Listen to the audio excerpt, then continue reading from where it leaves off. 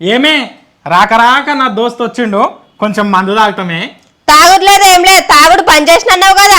బంద్ చేసినా కానీ నా దోస్తు కూడా బంద్ చేసిండు. కానీ ఇక మేము కలిసినప్పుడు తాగకుంటే మనశ్శాంతి ఉండదు.